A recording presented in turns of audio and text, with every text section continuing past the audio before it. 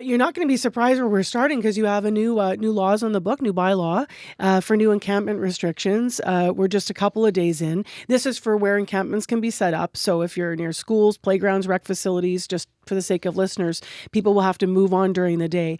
What's this week looked like as you've rolled this out? So far, so good. We launched the enforcement of these new rules on Monday, and within 2 days, we had 2 encampments cleaned up and the people living in the encampments into housing. The city's working in partnership with our outreach providers, Main Street Project, and others who may have housing, and it's still in accordance, really kind of tucking this in under and in accordance with the partnership we have with the province's Your Way Home Plan.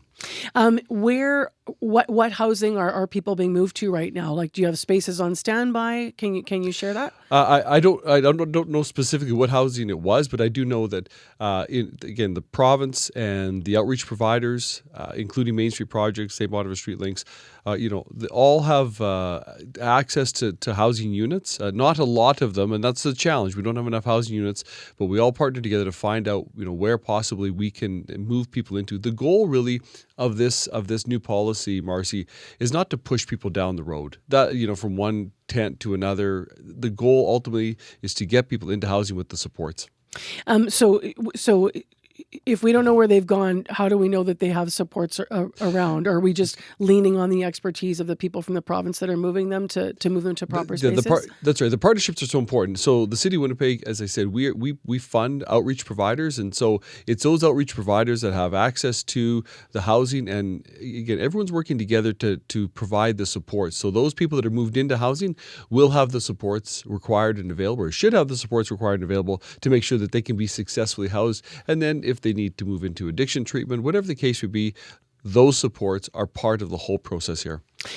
Will more bylaw officers be needed in the future, do you think? When you think about, right now there's only 2. Possibly, but we're just, I think it's a good balanced approach that we're taking right now. Like I said, we started enforcement on Monday. 2 encampments were 2 places where the enforcement took place. Those encampments, the people got housing, and those places were cleaned up. How worried are you as the weather gets colder about where these people are going to go during the day when it's minus 30? Well, it's always a concern, and I think that's why the relationship that the outreach providers have with these individuals in encampments around the city is really important, so that they can get the people where they need to be in warm places. The City of Winnipeg, we fund 24/7 safe spaces as well. We fund 4 of them that provide kind of warm weather shelter for people during the day if needed. Obviously, what would offset that is if we did have some things that other cities are doing. I know that this is, we've already heard from some councillors and such that are saying this isn't the right direction for Winnipeg. I want to know what your thoughts are on this, and I also want to know how open you are to changing things. And I'm talking about the zones where people could go. So in St. John, New Brunswick, they have adopted colored zones as part of Housing for All. So green zones is transitional housing sites. Yellow sites are where encampments are permitted temporarily. And then encampments can't go in red zones.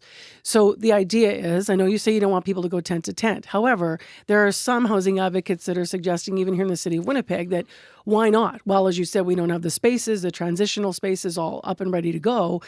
Why wouldn't we have an organized sort of, I guess for the sake of the other, use the language from other cities, the yellow zone, where you would have supports there. The idea would be to go into transitional housing, but right now, at least we're moving you into an area where people's needs can be managed and such. Why wouldn't we go in that direction? Well, first and foremost, I'm always open to ideas that are working in other jurisdictions. And so we have learned a lot from other jurisdictions, even in the encampment policy we brought in and the encampment protocols that we're implementing as well.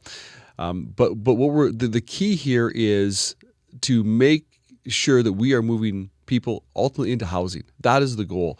And so the process we have right now, it's only week 1. It's working so far. It's early days.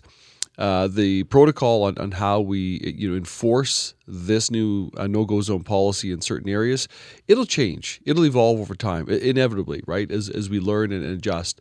But the more people we can get into stable housing with the supports that need to be successful is really it's the goal that everybody has. I think that's the important message here. Especially though when people right now are being told, during the day, pack up and move. If you did have that sort of the encampment that is permitted temporarily with the IDA housing, that would at least give them a place to move to with support. So is that something you can commit to support, that exploring?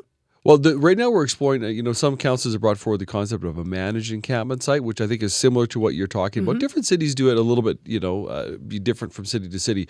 And we're exploring that. I'm open to that discussion. A couple of my council colleagues have been, calling for that. And like I said at the outset here, I really am. I think we all should be open to what can work for the people of this community. Let's move to another topic. Yesterday, the Winnipeg Police had the press conference about this arrest in connection with arsons in the city.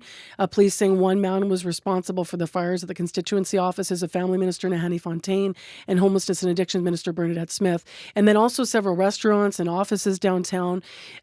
What's your reaction as mayor to this arrest? Well, I'm very pleased, obviously, that the arrest has been made.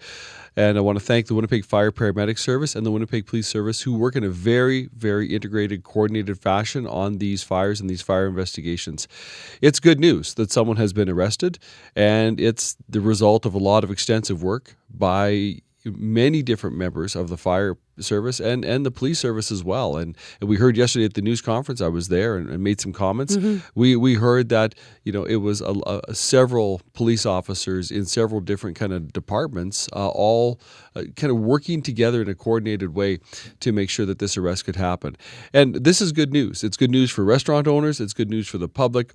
And, 3 weeks ago, Marcy, we stood, I and myself and members of the police service and members of the fire paramedic service stood and made an announcement, just that the fact that we are working together and our fire paramedics and police services are working in a coordinated fashion to solve these matters. And here we are 3 weeks later with an arrest. I do want to play a clip here. So you were mentioning Winnipeg Fire Paramedic Service being there yesterday, of course. So this is Chief Christian Schmidt. Insofar as anyone who sees someone actively entering a vacant building or removing boards from windows or doors from a vacant building, people need to call 911 in this situation and report the incident immediately. So out of that, how's the city going to crack down on vacant buildings? We have a ton of them. What are the solutions? I know you've been looking at some of these things. Where are we at, and what are the solutions moving forward? We'll have specific news to announce in the not too distant Now? future here. I wish I could, Okay. but in the not too distant future, we do take it very seriously. I want to thank Winnipeggers for their patience, but the work that we have been doing as a city is we're working not just with our fire paramedic services. You heard Christian Schmidt there, Chief Schmidt there, but also with our bylaws officers and our water waste department of public works, but also with people like Daryl Warren, who kind of leads the William White Neighborhood Association, And they've been others. concerned about vacant buildings for a long time. A long time. So when you say you're going to have news in the future, is it around something specific around vacant buildings? Yes, and how the plan to really address vacant derelict buildings and reduce them. But the clip you just played, the chief talked about the boarded up buildings. What we did as a council is we brought in new rules not a while ago that make it more difficult to break into vacant and derelict buildings. Property owners that have a vacant building are required to use kind of stronger materials, longer screws. There's really an enhanced boarding requirement. Look, every one of those vacant and derelict buildings represents a space, a property that could be turned into housing. The first segment you and I talked about was about the fact that there's not enough housing for people. And here we have, at the same time, I think a solution to a part of our problem with vacant and derelict buildings across the city. Is this a preview of what we're going to hear?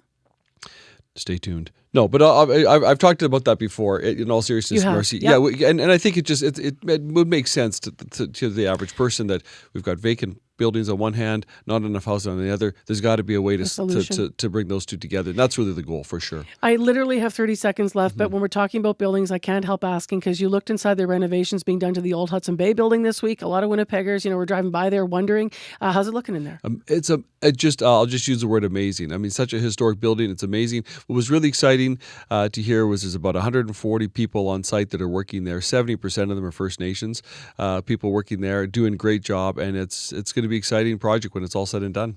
Thank you for being here. Thank you so much. That is the mayor of the city of Winnipeg with our regular monthly interview here on CBC, Scott Gillingham. If you want to read more about any of the issues that we've been raising, CBC has ongoing coverage online at cbc.ca/Manitoba.